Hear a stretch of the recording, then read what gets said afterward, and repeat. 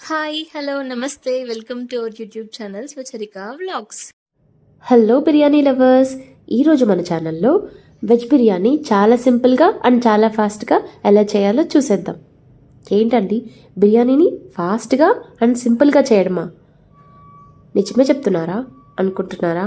అవునండి, మీ దగ్గర కనుక రైస్ కుక్కర్ ఉంటే చాలా అంటే చాలా సింపుల్గా ఫాస్ట్గా ఈ బిర్యానీని చేసేవచ్చు.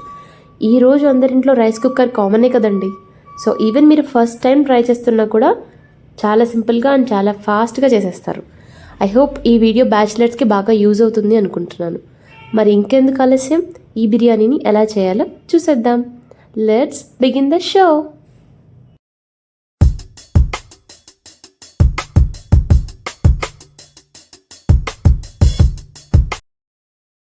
ముందుగా మనం సోయా బాల్స్ని, అదేనండి మిల్ మేకర్ని రెడీ చేసి పెట్టుకుందాం. ఒక బౌల్లోకి వాటర్ తీసుకొని ఈ వాటర్ అనేది వేడెక్కిన తర్వాత ఇందులోకి ఒక కప్ సోయా బాల్స్ మిల్ మేకర్ని వేసి వేడి చేసుకోండి.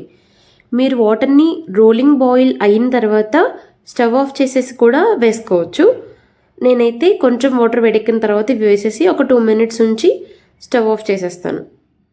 ఇవి కొంచెం మెత్తబడిన తర్వాత చూడండి, ఇక్కడ చూపిస్తున్నట్టు ఇలా కొంచెం పెద్ద సైజ్ అయ్యి కొంచెం మెత్తబడిన తర్వాత ఒక స్ట్రైనర్లోకి వీటన్నిటినీ తీసుకొని ఇందులోంచి వాటర్ కంటెంట్ అంతా రిమూవ్ చేసేయండి. ఇప్పుడు ఈ సోయా బాల్స్ని తీసి పక్కన పెట్టుకుందాం.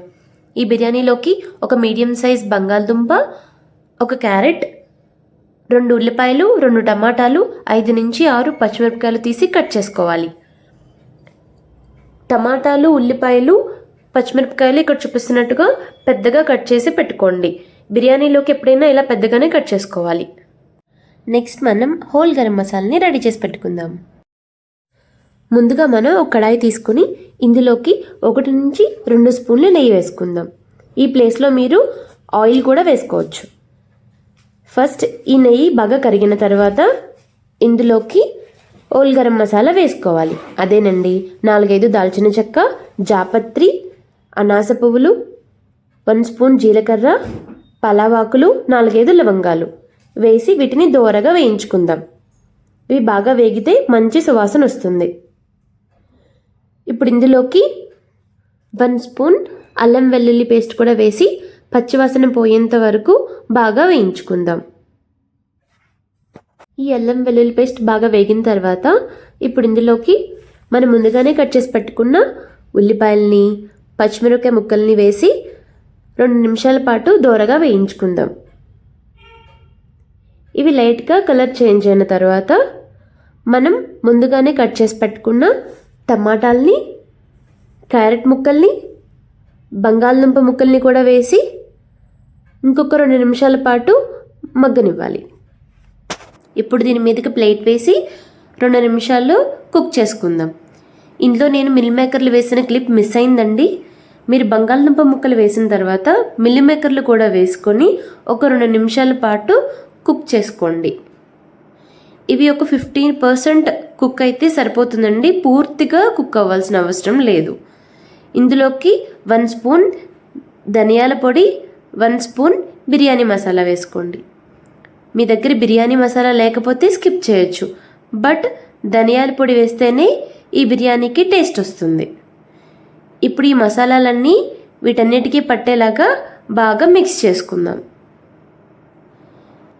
ఇప్పుడు నేను రైస్ కుక్కర్ గిన్నెలోకి 3 కప్స్ వాటర్ యాడ్ చేసుకుని ఇందులోకి 2 కప్స్ కడిగిన బాస్మతి రైస్ని యాడ్ చేసుకుంటున్నాను. జనరల్గా 1 కప్ బాస్మతి రైస్కి 1.5 కప్ వాటర్ సరిపోతాయి. ఒకవేళ మీ బియ్యం గనక పాతవైతే 1 కప్కి 2 కప్పులు కూడా పడతాయి.